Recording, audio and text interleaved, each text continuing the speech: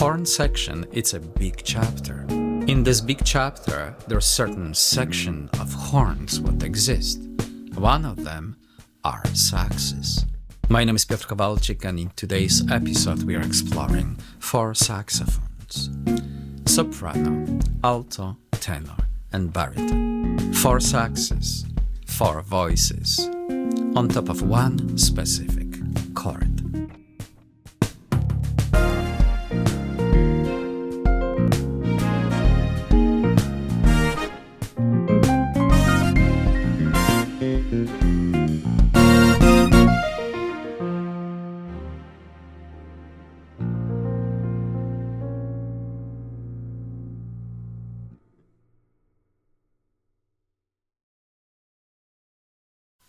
We are going to create a project. In that project we are going to include all the saxes plus rhythm section. So the goal today is to select soprano, alto, tenor and baritone, acoustic bass, acoustic piano, some drum set.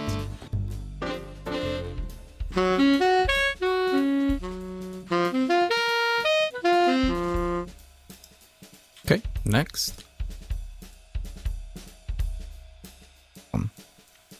Once we have them all in the computer, we are going to call them out and once again review quickly the range of motion.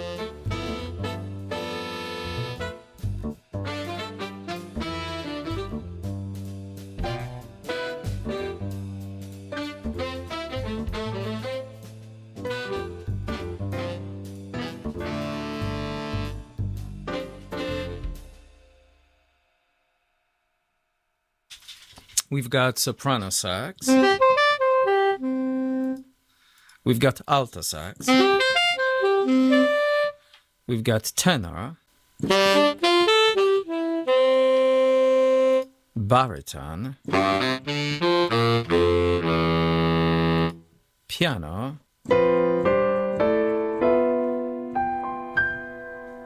acoustic bass,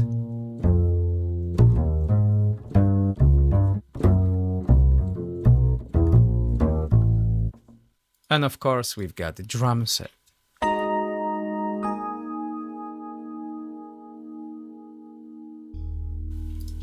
The true range of soprano sax goes from A flat to D.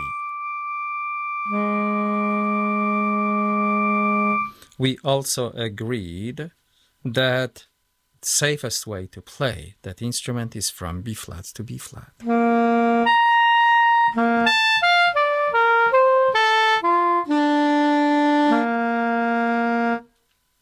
Alto saxophone, D flat to A. The safe range shrinks to F to F.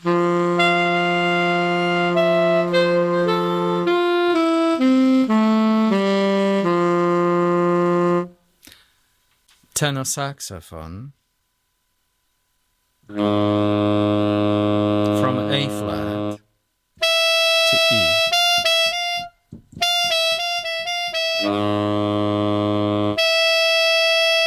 The safe range of motion for tenor shrinks to C to C.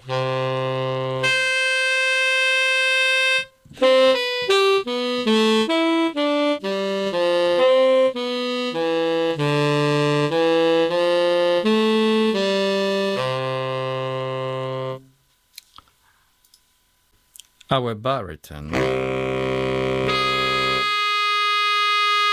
we shrink that distance to F to F.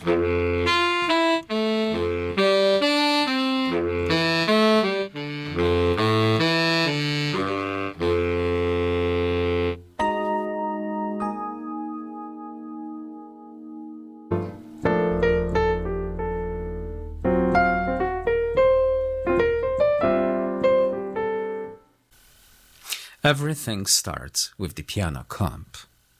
Why is the piano comp? You've got all those 88 keys in front of you, which means we can arrange the music certain way. You look at the keyboard and you've got a sense of the range of motion of each horn. Sense of each horn. You still use the piano, but you see horns instead of piano. Okay? So now, since we are dealing with 4 different voicings, I won't use more than 4 notes in a chord build. I'm looking at the piano and I play 4 notes. Now, which notes to play? That's the game. I'm thinking I want to play notes what impact the music the most. In a dominant 7 chord, I'm looking for 3rd and 7th as a primary target. Once I find them, I organize them in a way what it makes sense into my instrument, towards my instrumentation. Now, I could duplicate 1, which I don't want to do that because 1 is going to manifest in some other instrument, 100% sure. So I can focus on tensions and also number 5. So I will fool around with those. When it comes to dominant 7 chord, I know for certain through books and education that I would love to not to use them all, but select 1 or 2 of those. And this is when the experiment starts. G7 is one of the chords what basically happened based on the scale. G7 chord, it's a dominant chord. Dominant chord wants to be resolved on a tonic or subdominant.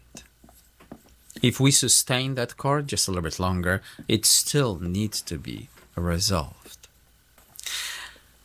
Like any chord in music, chord uses chord tones. The major chord tones in our vocabulary are 1, 3, 5, and 7. If we continue building our snowman note on top of the note, we will end up with 3 different tensions, 9, 11, and 13th. When we drop those tensions 1 octave lower, they fill the gaps between chord tones. They will sit between 1 and 3, tension 9th, between 3 and 5, tension 11th, and between 5 and 7, tension 13th. Okay? They all create a certain mood. We call it a scale. And this is when the fun actually begins. Take a look at the piano from the pianist perspective.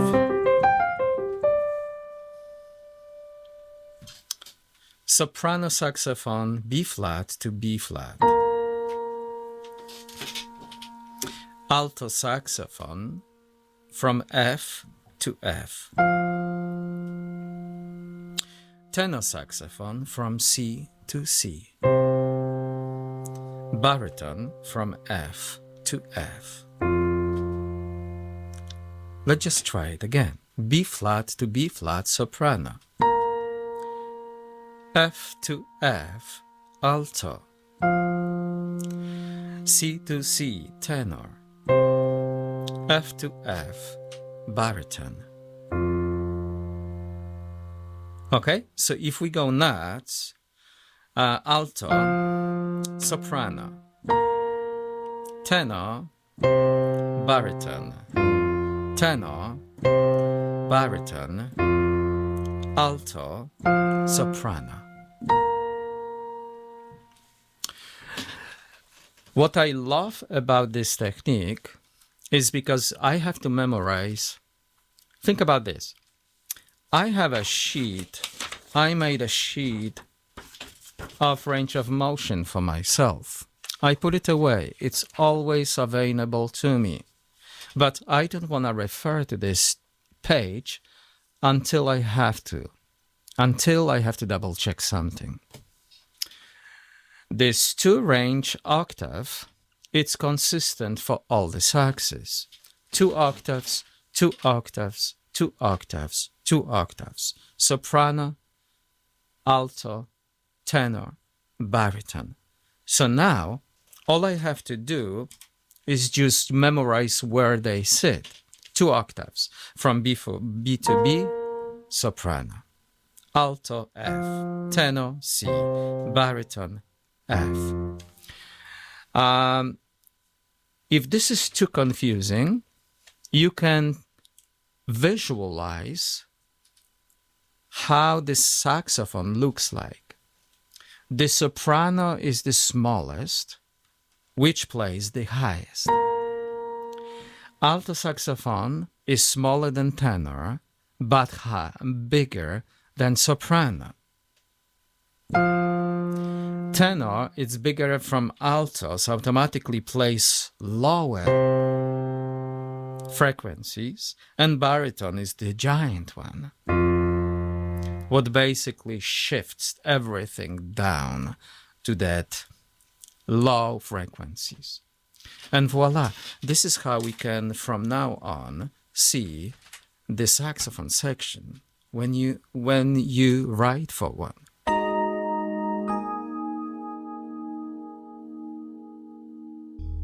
Our example includes 3 major techniques. There's a chord technique, but also unison and octaves. There is no such thing as a weaker technique. We can benefit from playing unison tremendously. Octaves, the same thing. And then, of course, chord punches as well. There is no wrong or right answer. It all comes down to the sound they create and the impact they make on it. You are the one who decides. In the end of the day, you are the one who makes choices. Let's come up with something. Here we go.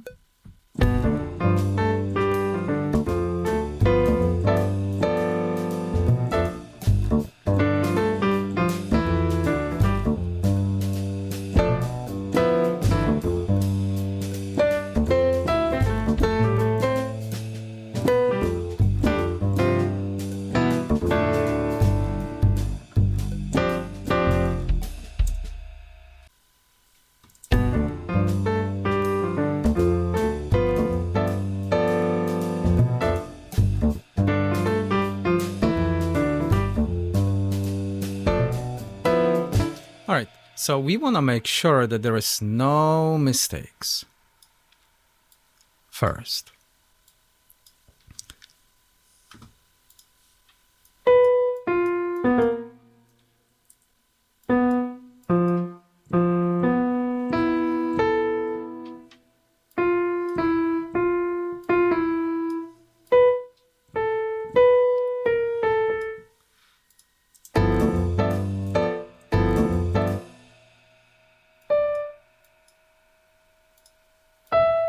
I like this D better because D will lend.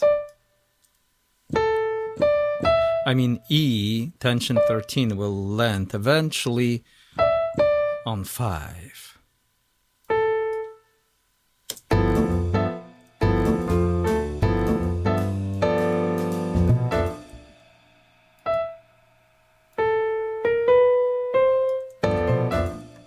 Hold done. Snap this on here. Nice.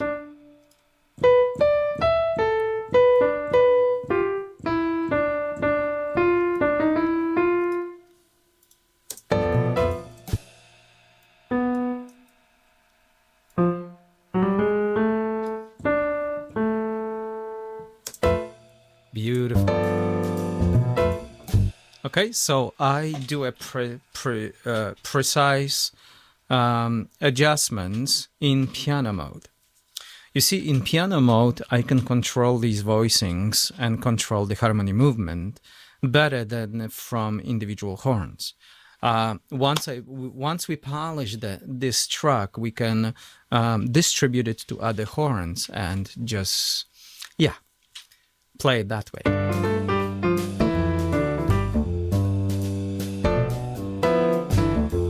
So we've got 5 notes.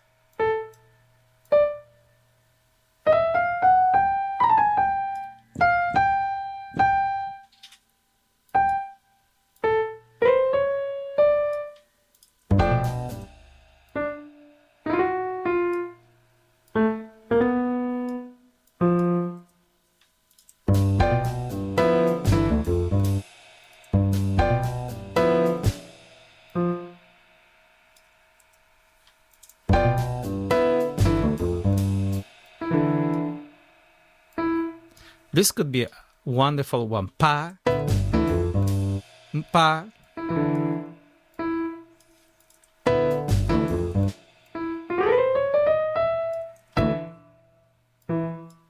And maybe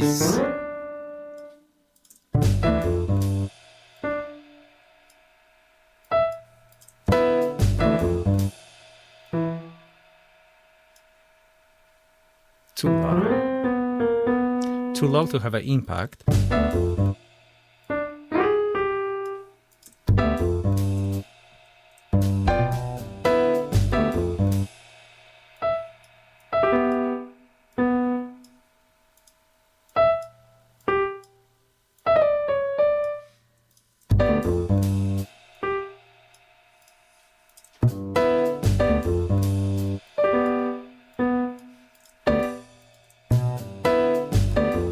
Nice.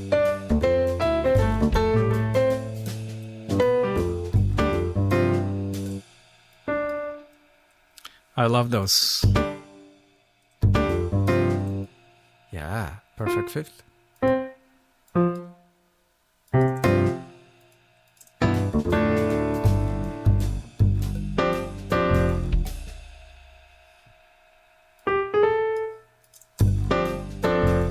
Yeah, we will change something about this last chord. All right, so now we've got representation of the preview of the horn section.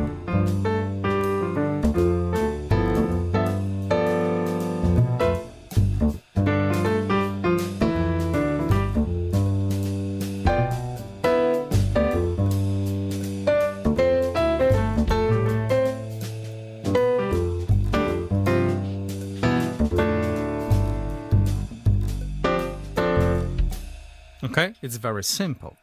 Once we have something what cooks well, it's just distributed through the tracks. Okay, now here's the trick.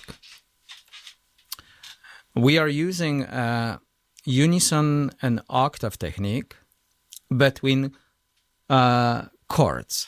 So chords for me, you see, when you look at the screen, if you want to concentrate on the piano track, that's fine too.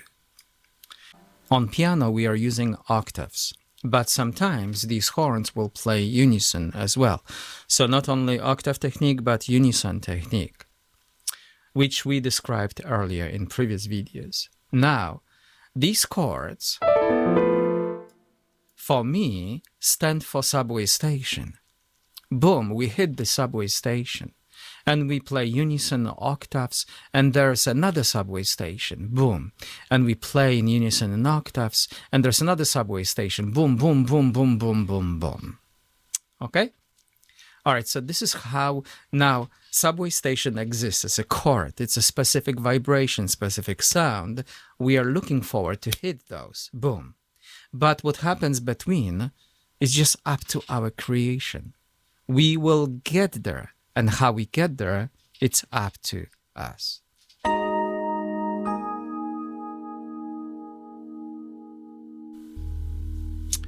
All right, so now let me play baritone with piano. So we are going to mute other instrument, because if we don't and we play the whole thing, we are creating an extreme mess. Why is that? Piano got the same voicings with subway stations. Baritone got the same voicing, which means 2 baritones and subway station 4 baritones. The same 4 baritones for tenor, for alto, soprano. So it's a one big mess. Don't do that. What you can do right now, we are going to mute everything but the baritone. And then, based on the sound of baritone, we're going to choose which octave we are going to keep before we punch these chords.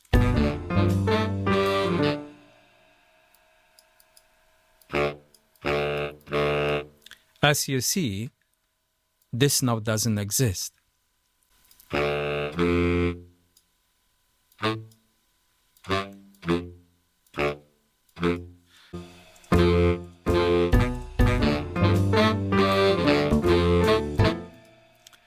it seems like we could benefit more from that melody line if we move it one octave higher. This is the moment when your ear training shows up. Now, you play baritone in octaves and you have to decide which octave works best. You know for certain that when it comes to subway stations, we are gonna eliminate everything but that baritone note. Okay, we don't care about other instruments. So we're gonna hit this this F on baritone, which is pretty low already. So now we are eliminating the lower.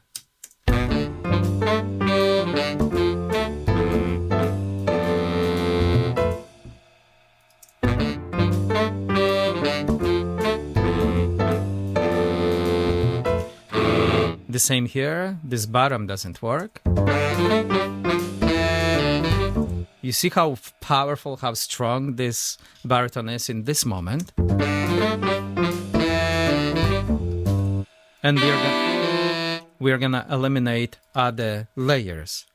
Baritone, just remember, bass on the scale, baritone, tenor, alto, soprano.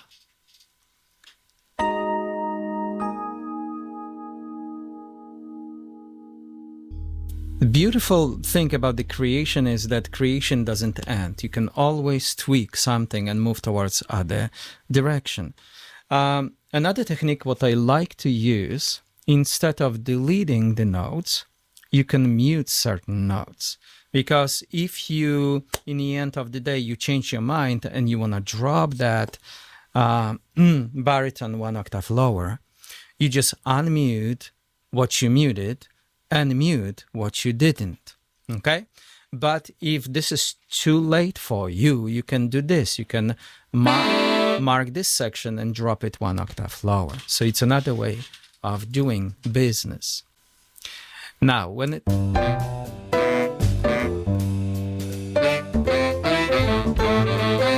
So we have to decide, I'm gonna mute this.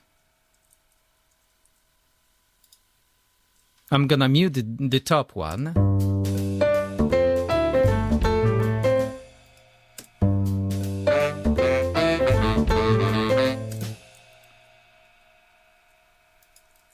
Let's unmute. Unmute the top one and mute the lower one.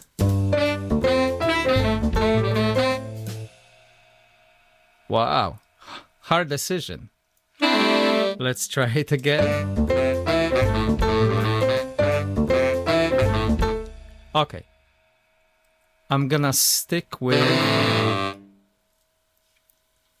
muting the lower part. We are not deleting anything, we are muting. Okay, all right, so now we are dealing with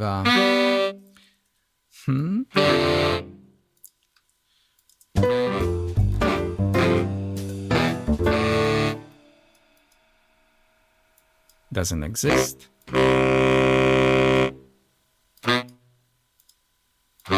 I like those.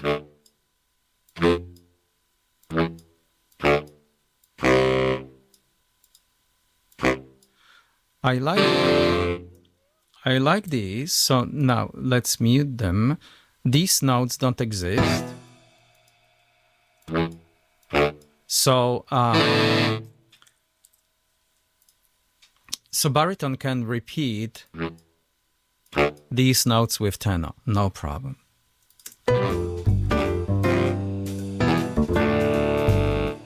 Beautiful.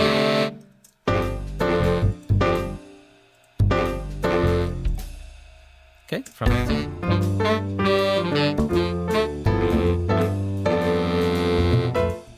okay, all right.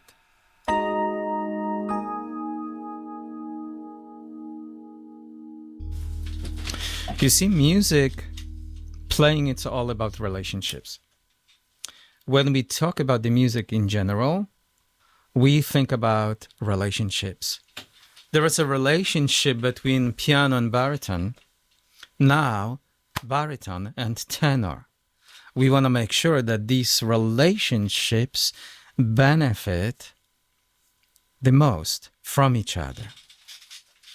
Okay, so the same thing towards. So now unmute tenor, and we are going to concentrate on that instrument.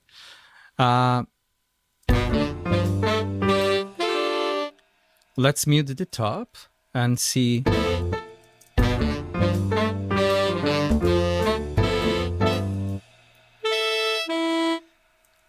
I love this.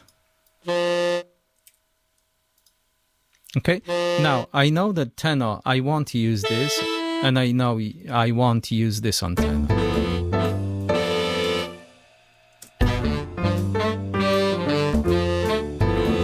Just remember, we are only choosing notes. Imagine if we take care of the dynamics, the articulation,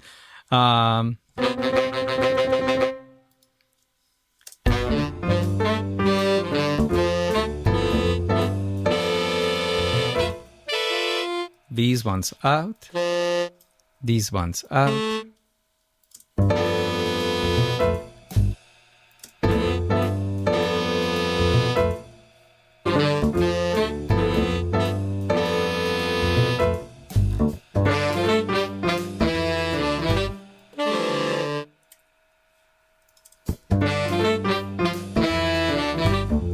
Okay, since we raised baritone, if we play them together,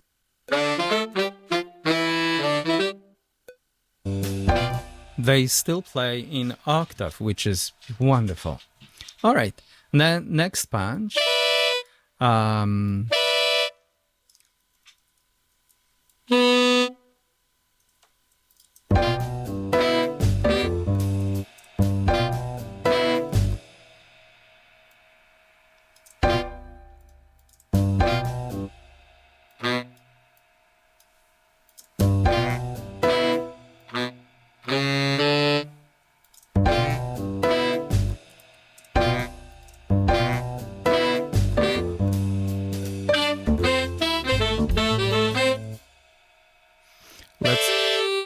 Let's mute the top.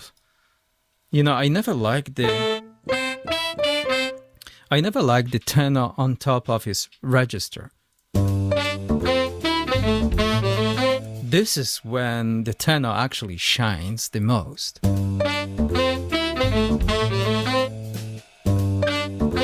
Let's play them solo.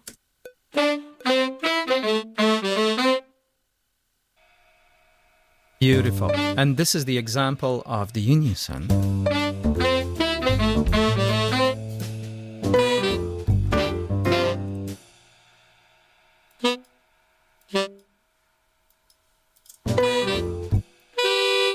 You see how weak this tenor sounds like on top? But here, it's much richer. So let's just stay with that. And part up, and let's just give this to baritone.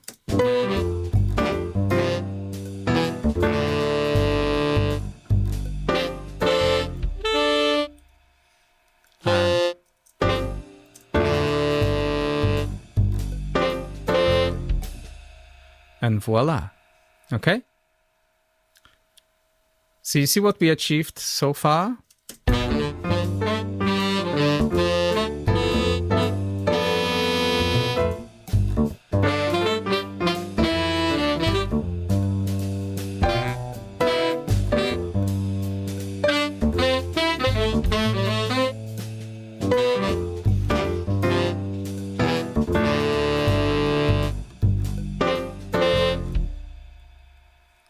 Okay.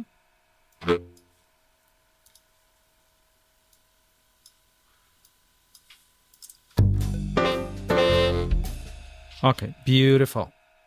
Of course, this sound is not complete yet. we need alto and soprano to join the party with two top voicings. At the same time, you have to think bigger. This is just the one section, saxophone section. Imagine if I put trombones with certain punches between melodies. How about trumpets? You see, the sound tremendously expands. That's why we have to know what we are doing, because otherwise we could lose the sense of where you are and what to do. You know, we could become very nervous. All right, alto. I'm assuming alto won't play these low notes.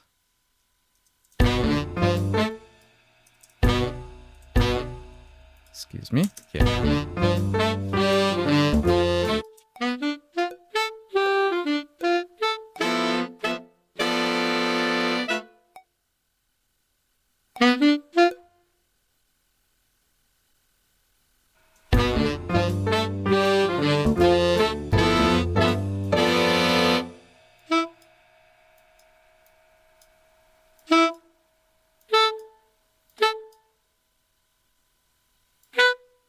Yeah, beautiful.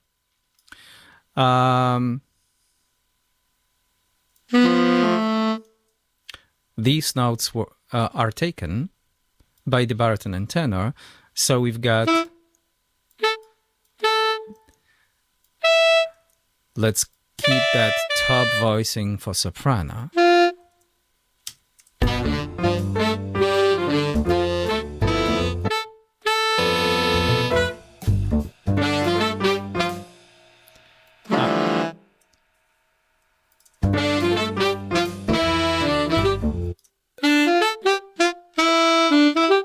You see how strong the sound is? Very confident.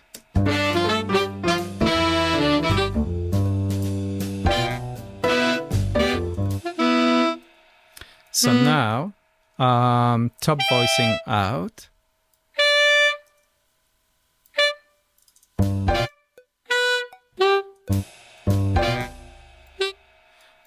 So the tenor, in this moment, it's gonna play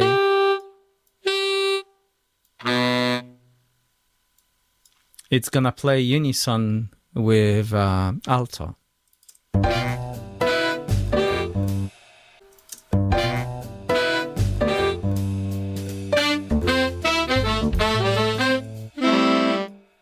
Now let me see what alto could sound like by playing the lower.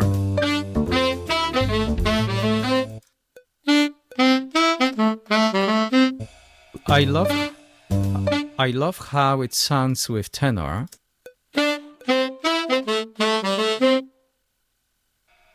Oh, beautiful. What if we unmute the top and we mute the bottom and then compare against tenor?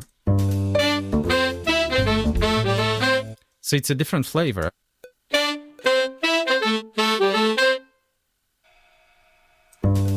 It's different flavor.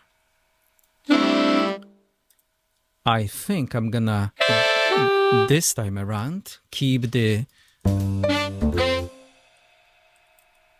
lower and mute the top. If I have to change it, I know where to find it.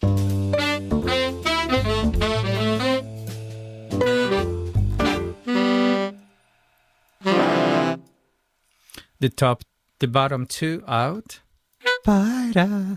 It's gonna be beautiful unison with soprano, and then boom, boom, boom. These ones out for the soprano. Boom.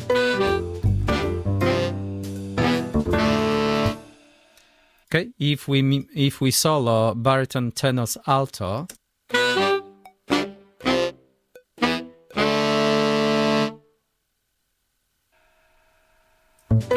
Very solid. All right. Eliminated the top, eliminated two bottom, and we've got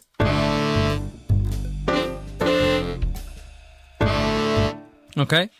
The idea is not to be perfect with it. The idea is to measure relationships, chords, movement of the melody, if everything makes sense, because this is the skeleton of everything else. Just remember, we are not printing any perfect music. We are working towards instrumentation. Once we have the idea, how to pursue that music, we're gonna write it down and then give it to real musicians. Go to recording studio. 1, 2, 3, 4, ba, ba, ba, ba, boom, ba, quack, quack, quack, and talk about, the quality of the music then.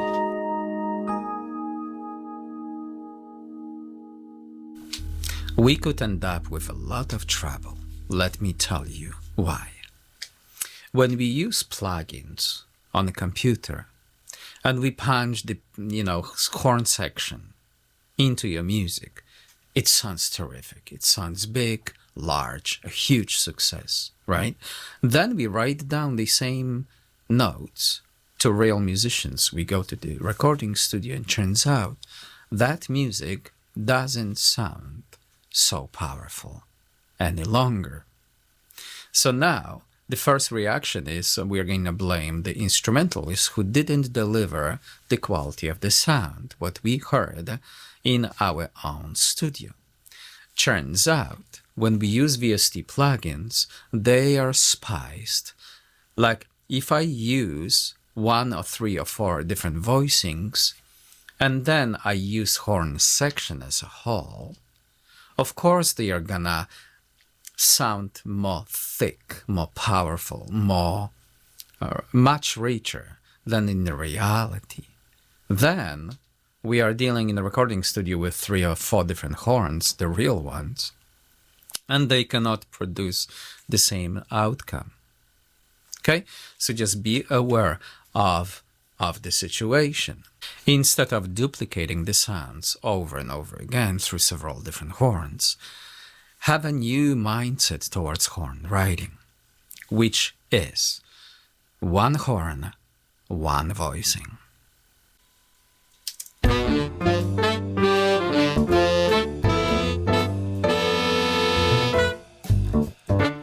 All right. I'm assuming that lower won't work for the soprano. Let's unmute soprano.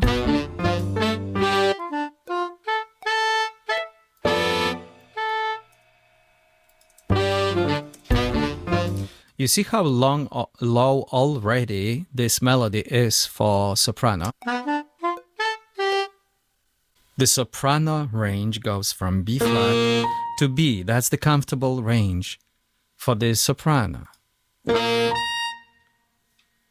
Okay? This B, it's a half a step above that comfortable B flat. So we are already in a lower range of motion.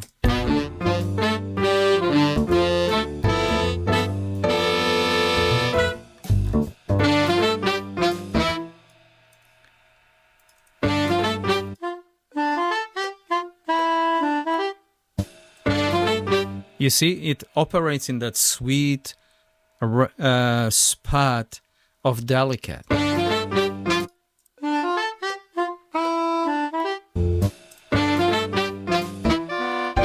Which means if we write the music lower than this, soprano saxophonists could look at us. It's like, dude, do you know my instrument at all? Yeah. That's the worst conversation you can have as an arranger. Beautiful. So think about tenor and alto plays the unison when soprano goes 1 octave higher. And this is the moment when everything shines. Eliminate 3 voicings, boom, boom, boom. And this is the next section.